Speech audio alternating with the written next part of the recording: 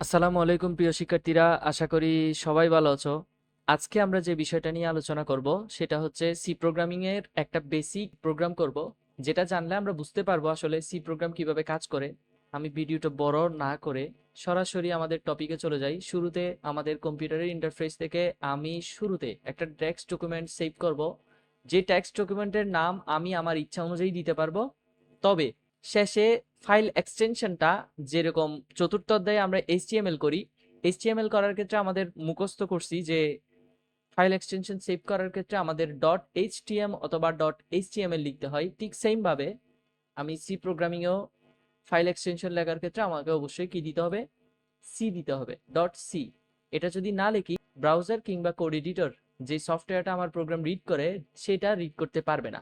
সেটা রিড করবে কখন? যখন আমি এটা ডট সি দিয়ে সেভ করব। তাহলে আমি আগে যে কোনো নাম দিতে পারবো, কিন্তু পরে আমাকে ডট সি মাস্ট দিতে হবে। তাহলে আমি শুরুতে প্রথমে ধরেন আমি এখানে দিলাম যে টি এবং ডি, এটা দিলাম, কিন্তু শেষে গিয়ে আমি টি এক্স টি যেটা আছে সেটাতে আমাকে অবশ্যই কি দিতে হবে, ডট দিয়ে সি দিয়ে সেভ করতে হবে। ডট সি যদি না দিই, তাহলে এটা ব্রাউজার কিংবা যে সফটওয়্যারটা আমার প্রোগ্রাম রিড করবে সেটা রিড করতে পারবে না। আচ্ছা, আমি তাহলে সেভ করব, এন্টার দিব, আবার ইয়েস দিব। তাহলে এটা দেখেন আমার ভিজুয়াল স্টুডিও কোডে, আমি যেহেতু কোড করি সেজন্য আমার এটা অটোমেটিক্যালি ভিজুয়াল স্টুডিও কোডের সিনট্যাক্স চলে আসছে। তো আমরা এখন এটা ওপেন করলে আমার ভিজুয়াল স্টুডিও অর্থাৎ একটা কোড এডিটর খুলবে। সেই কোড এডিটর খোলার পর এরকম একটা ইন্টারফেস আসবে। এটা হচ্ছে, এইখানেই মূলত প্রোগ্রামাররা কোড করে। এটা বিভিন্ন ধরনের ফন্টের ডিজাইনের কারণে, বিভিন্ন ধরনের এক্সট্রা সুবিধার কারণে এটা প্রোগ্রামারদের সবচেয়ে বেশি পরিচিত। তো আমরা এটাতে কোড করব। এখন কোড করার ক্ষেত্রে আমি আমার স্টুডেন্টদের সবসময় বলে থাকি যে সি প্রোগ্রাম করা মানে হচ্ছে মিনি ক্যালকুলেটর তৈরি করা কিংবা মিনি ডিভাইস তৈরি করা। অর্থাৎ যে ডিভাইসগুলোতে আমরা কিছু একটা কোড শিখাবো, সেই কোডটা, সেই ডিভাইসটা আমি যখন সবার হাতে দিব সবাই ক্যালকুলেশন করতে পারবে। যেই ক্যালকুলেশনগুলো আমরা ইনক্লুড করছি সেই ক্যালকুলেশন করতে পারবে। যেমন আমাদের থাকতে পারে দুইটি সংখ্যার মধ্যে কোনটি বড় কোনটি ছোট সেটা নির্ণয়ের কোড থাকতে পারে, তারপর দুইটি সংখ্যার যোগফল নির্ণয়ের কোড থাকতে পারে, দুইটি সংখ্যার গুণফল নির্ণয়ের কোড থাকতে পারে, এই ধরনের অনেকগুলা কোড থাকতে পারে। এসব যখন আমরা প্রোগ্রামে করব, তখন যে কোনো ইউজার এটা ইউজ করতে পারবে। যেমন থাম্বনেইল দেখে অনেকে বুঝতে পারছো আজকে আমরা কি করব। আজকে আমরা হচ্ছে একটি সংখ্যা ধনাত্মক কিনা ঋণাত্মক, অর্থাৎ is it positive number or negative number, এটা নির্ণয়ের জন্য একটা প্রোগ্রাম করব, একটা মিনি ডিভাইস করব। আমি আমার স্টুডেন্টদের ওইভাবেই বলি। প্রোগ্রামটা করার পর আমি সংখ্যাটা আবার ইনপুট দিয়ে দেখব যে এটা কি ধনাত্মক হচ্ছে নাকি ঋণাত্মক হচ্ছে। আমরা একটা ঋণাত্মক সংখ্যা ইনপুট দিব, আমরা একটা ধনাত্মক সংখ্যা ইনপুট দিব, তারপর দেখবো আমাদের ফলাফল মিলে কিনা। তাহলে আমরা অনেকেই জানি সি প্রোগ্রাম শুরু করার ক্ষেত্রে প্রথমেই হ্যাশট্যাগ, তারপর ইনক্লুড। আমাকে যে ইনক্লুডটা সাজেস্ট করতেছে সেটা সবাইকে সাজেস্ট করবে না। আপনি মোবাইলে যে কোনো অ্যাপসে ট্রাই করতে পারেন, কিছু অ্যাপসে সাজেস্ট করে আর কিছু অ্যাপসে সাজেস্ট করে না। কিংবা মোবাইলে যদি কোনো অ্যাপস নিতে না চান তাহলে কিভাবে ট্রাই করবেন সেটার ভিডিও টিউটোরিয়াল অলরেডি আমার ইউটিউব চ্যানেলে আপলোড করা আছে। আপনারা একটু প্লেলিস্টটা খুঁজলে ওখানে পাই যাবেন কিভাবে প্র্যাকটিস করতে হবে সেটা সহজে। অর্থাৎ এই ধরনের সফটওয়্যারগুলো, এগুলো হচ্ছে অনেক ভারী সফটওয়্যার, এগুলো কম্পিউটার যদি ভালো না হয় তাহলে ভারী সফটওয়্যারগুলো নেওয়া যাবে না। সুতরাং আপনি যদি প্রফেশনালি যারা করবে না তাদের ক্ষেত্রে এই সফটওয়্যারগুলোর দরকার নেই।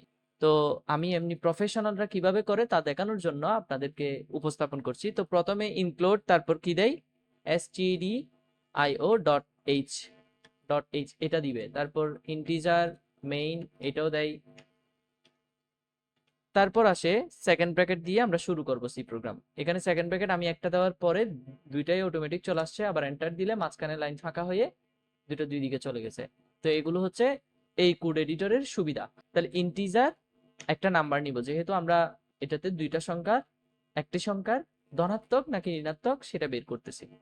তো আমি প্রথমে ইন্টিজার একটা সংখ্যাটা আমি এখানে চাইলে আমার নামও দিতে পারি, এখানে চাইলে আমি এনি হাও একটা নাম্বার দিলেও হবে। আমি শুধু এখানে যদি এরকম লিখি নাম্বার, নাম, এভাবে যদি দিই তাহলে হবে। অর্থাৎ চলক আপনি যা ইচ্ছা তাই নিতে পারবেন। তারপর আমি ইউজারকে একটা ইনস্ট্রাকশন দিব, যেহেতু আমি আগেই বলেছি আমি একটা মিনি ডিভাইস তৈরি করতেছি, যে ডিভাইসের মধ্যে একটা সংখ্যা ইনপুট দিলে সেটা ধনাত্মক না ঋণাত্মক বের করা যায়। তারপর আমি প্রিন্টএফ দিলাম, প্রিন্টএফ দিয়ে আমি এখন ইউজারকে ইনস্ট্রাকশন দিব। ইনস্ট্রাকশন কি দিব, যে এন্টার এ নাম্বার, মানে সে একটা নাম্বার এন্টার দিবে। এন্টার দেওয়ার পর এখন এন্টার দেওয়ার জন্য সে যে একটা নাম্বার এন্টার দিবে সেটা তো ইনস্ট্রাকশন। এখন এন্টার দেওয়ার জন্য একটা কি আছে, ফাংশন আছে, সেটাকে বলা হয় স্ক্যানএফ। স্ক্যানএফ দিলাম ডাবল কোটেশন, তারপর পার্সেন্ট ডি। পার্সেন্ট ডি মানে হচ্ছে এটা একটা ডেসিমেল নাম্বার, সেজন্য পার্সেন্ট ডি। ওই যে ইন্টিজার, ইন্টিজার দিয়ে নাম ডিক্লেয়ার করছি না, ইন্টিজার নাম যেহেতু দিছি এখানে পার্সেন্ট ডি দিতে হবে। এরপর একটা কমা দিয়ে আবার এন্ড দিলাম, এন্ড দিলাম, তারপর এখানে আবার হুবহু আমি এখানে এন ইউ এম নামটা লিখে দিব, সেমিকোলন। এরপর আমার যে কাজ সেটা হচ্ছে ইফ স্টেটমেন্ট নিয়ে আসা। ইফ স্টেটমেন্টে হচ্ছে, ইফ স্টেটমেন্ট তিন ধরনের ইউজ করা যায়, আমরা এখানে ইফ এলস ইউজ করতেছি। যেহেতু ইফের কাজ না, ইফের ক্লাস না, সেহেতু আমি ইফ নিয়ে বিস্তারিত বলতেছি না, জাস্ট ইফের সূত্র দিয়ে আমরা একটা ট্রাই করি। ইফ দিয়ে আমি এখানে নাম দিব, মানে আমার চলকটা দিব, আমি যে চলকটা ইউজ করছি সেটা দিব। এই চলকে দেখা যাচ্ছে এই চলকটা যদি শূন্য থেকে বড় হয়, অবশ্য কি, অর্থাৎ নামের জায়গায় যে সংখ্যাটা দিছে ইউজার সেটা যদি শূন্য থেকে বড় হয় তাহলে অবশ্যই সংখ্যাটি ধনাত্মক, যদি শূন্য থেকে ছোট হয় তাহলে সংখ্যাটি কি, ঋণাত্মক। তাইলে আমি এখানে এটা দেওয়ার পর জিরো দিলাম, অর্থাৎ নাম ইজ গ্রেটার দেন জিরো। যদি গ্রেটার দেন হয় তাহলে কি, সংখ্যাটা অবশ্যই ধনাত্মক। তাহলে আমি এখানে কি দিব, তখন প্রিন্ট করার জন্য ইনস্ট্রাকশন দিব, যে তখন প্রিন্ট করবা, কি প্রিন্ট করবা, আমি দিতে পারি যে ইউজার যে নাম্বারটা ইনপুট দিছে সেই নাম্বারটা, ধরেন দি নাম্বার, এখানে লিখতে পারি দি নাম্বার ইজ পজিটিভ, যেহেতু শূন্য থেকে বড়। আবার যদি শূন্য থেকে বড় না হয়, শূন্য থেকে কি হবে, ছোট হবে। ছোট হলে কি করব, ছোট হইলে আমি আবার এখানে এলস দিয়ে লিখে দিব। এলস অর্থ হচ্ছে নইলে, যদি ওইটা না হয়, প্রথম শর্তটা না মানে, তাহলে দ্বিতীয় শর্তে চলে আসবে অটোমেটিক। দ্বিতীয় শর্তে এসে বলবে যে তাও সেম প্রিন্ট এফ, মানে প্রিন্ট ফাংশন, তারপর নিয়ম সবগুলোতে সেম থাকবে লেখার। এখানে লিখবো যে দি নাম্বার ইজ নেগেটিভ, ঠিক আছে। এখন এটা লেখার পর সেমিকোলন দিব, স্টেটমেন্ট শেষ। তারপর আমরা নিয়ম অনুযায়ী রিটার্ন জিরো, যেহেতু সেকেন্ড ব্র্যাকেট দেওয়া আছে, সেকেন্ড ব্র্যাকেট আর দেওয়ার দরকার নাই, আমি সেমিকোলন দিয়ে ক্লোজ করে দিলাম।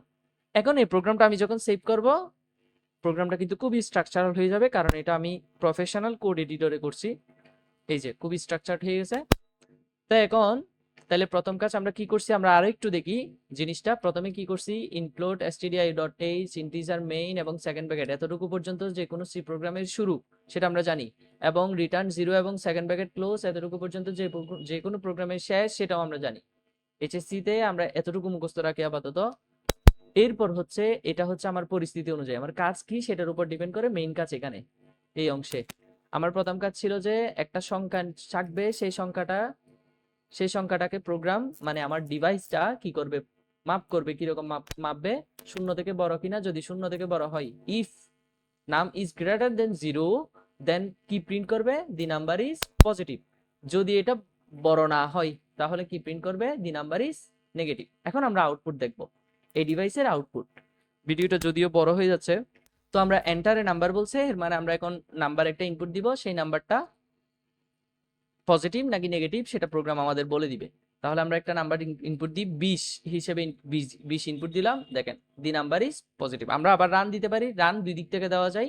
রান আপনি চাইলে এখান থেকে, এই যে রান, এখানে রান ক্লিক করে হইতে পারে রান, অথবা কন্ট্রোল অল্ট্রা এন দিলেও রান হয়। তো এখন আমি যদি একটা সংখ্যা দিই -25, তাহলে এটা যদি দিই তাহলে দি নাম্বার ইজ নেগেটিভ, অর্থাৎ -25 যেহেতু শূন্য থেকে ছোট, দি নাম্বার ইজ নেগেটিভ দেখাচ্ছে। তার মানে আমার ডিভাইসটা রেডি। একটা জিনিস খেয়াল করবেন, আমি যদি এই প্রোগ্রামটা ক্লোজও করি সেভ করার পর,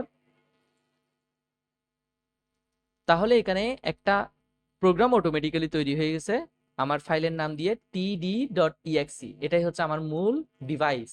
এই ডিভাইসটাতে দেখেন এখানে অটোমেটিক্যালি চলে আসছে এন্টারে নাম্বার। তার মানে আমি যে ডিভাইসটা তৈরি করব সেই ডিভাইসে অটোমেটিক্যালি ইউজারকে ইনস্ট্রাকশন দিচ্ছে। এখানে কিন্তু কোড টোড কিছু দেখা যাচ্ছে, দেখা যাচ্ছে না।